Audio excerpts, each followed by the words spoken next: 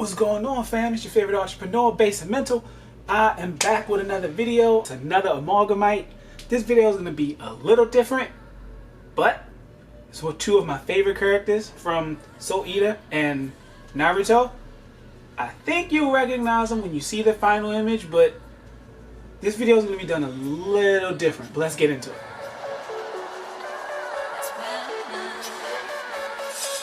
In this video, the latest AmalgamKnight, his name is Shein Hataken. It took me like 3 days to make a name that just sounded cool and fit like a fusion of two different characters. If you haven't figured it out right now, you kind of know at least one of the people who make this character. One of my favorite characters from Naruto, Kakashi. And one of my favorite characters from Soul Eater, Stein. Struck him up with Shine. And his story is very interesting. Like most, grew up with two parents, but unfortunately for him, they both died. Fortunately enough though, the head of Death City, aka Hokage Death, it's like, nah, I don't know his name yet, haven't figured it out, but we're gonna go with Death for right now. It's probably gonna change. The head of the academy or whatever took Shine in because he saw his potential as a future fighter. I haven't decided if I was gonna call them like Meisters or Ninjas. Still figuring that out. I'm gonna take this kid in. I see a lot of potential in him, and he might even have more potential than my own son, who will be in another video that I have linked up, and his name is Lee. You should probably know what I mean when I say lead the kid, but you'll probably catch it when you see it. Shine was adopted in, and Death began training him. You know, of course, still letting him do kid things, but he saw that Shine wasn't that interested in that. He was more interested in taking things apart, dissecting it, and then trying to use it for himself. He can adapt his energy to do whatever he wants it to do. He can have it invade your body. He can use it as a scalpel to dissect you, but he loves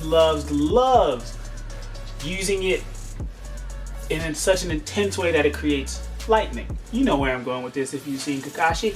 Shine uses lightning like a blade, aka lightning blade. Stein was a weapons user, and one of his weapons you see mainly in the series was a scythe. So he likes to combine the lightning blade ability with the size of weapons that he uses. But he also can use it, you know, as like a regular, he's like one of the best doctors you'd ever, he's one of the best healers ever. That kind of came with the territory. He has this gear in his head that you've seen Stein use that he kind of just cranks for no reason. But in this one, he used the crank in his head as a substitute Sharingan. He literally dissected someone who had the Sharingan, figured out how it worked, and then implanted that screw in his head and turns it to turn it on to start copying and dissecting abilities. His eyes are red for that reason, but he doesn't have those little, I want to say, those little fireballs or what are those things inside the Sharingan's eye? Comment below, because I don't know. I just know it's called the Sharingan. But what are those little pebble looking things? Like they're like backward spirals or something. But if you know what they are, comment it below. If you don't, comment you don't know, and we can talk about it. Because I truly don't know. Shine cranks that as a form of copying. So he'll crank it on and then start copying, crank it again to like sort of, you know, ingrain it into his body, and then crank it again to seal it. You know what I mean? So he does that for abilities that he's never seen before, abilities he wants to learn, and he also uses it for memory in general.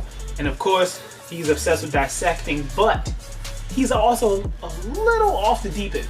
He can detach himself so emotionally, and then by him finding out his parents were killed at a young age, finding out why they were killed, which I'm not going to tell you, the very person who took him in is the person who ordered the kill. Shine starts to train Lee the kid. He was older, and they basically grew up as brothers. And when he found out about how his parents were killed, why they were killed and all of that, he understood why. And then him trying to separate his emotions, something in his mind broke, and he developed this sort of madness that made his curiosity for life turn into almost a perversion of dissection. He recognized that he was basically becoming like a Jack the Ripper type of character. He started actually taking people apart. Like, he'd do it in a fight. He'd see someone is abnormally strong and cut off one of their arms and start studying it. Start analyzing his opponent for a fight. But instead, instead of doing that, I'll copy the abilities I like and then tear apart the rest of you. He's like a vigilante. He's always called upon when he's needed, but he's always given some sort of leash, because once he gets out of control like that and wants to tear everything apart, it's very hard to bring him back from it. I would say the thing that he used to help him control it is kind of like a kaiju. Because, you know, like Meisters, there's a weapon that assists you, and then with kaijus, there's people who become weapons, or weapons that become too strong, or people who, you know what I'm saying? The kaiju is a bunch of things between the two series. And in this one, this was a form of positive kaiju. But the kaiju appears when he's going mad.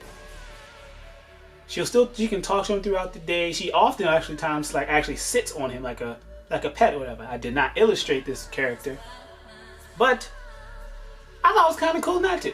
Is what keeps him under control. Basically, help him maintain himself. Now, if you got to this point in the video, thank you so much. Please like, comment, what do you think of this first illustration? Because I'm doing version 2 in the same video. Yep, I'm doing version 2 right now. Same character, just a different look, different pose, much better looking in my opinion. Much, much, much better looking. This first illustration of Shein Hataken was awesome until I showed it to a couple people. And one of my coolest friends, I'm gonna call him Kiki. Yes, I'm calling him a Kiki. He know who he is. He enjoyed the character, but he felt like it was, you know, too busy, and I could have improved on some things like the shadow and some of the colors and all of that. My mentor Leslie, who I told y'all about, she was saying it might look better as watercolor, and I agreed because I wanted to be watercolor in the first place, but I denied my own instinct because I always use chameleon pens. So, Shine, he goes on to become a teacher. I know, to become a teacher, and he starts teaching Arttreprenuer, Makora, and Lee the Kid again. Except this time, instead of him teaching him as a brother, he's teaching him as an actual student and faculty. And of course, this is where the story ends. I enjoy the second version much more than the first one. And then with people giving me some feedback, definitely helps. So if y'all see anything I think I need to improve on in some of my videos, let me know in the comments. Let's just be respectful about it, okay? Also, I have noticed something that's very important. No one's commenting characters they want me to come by. I need y'all to comment characters, bruh. I can't think of all of them.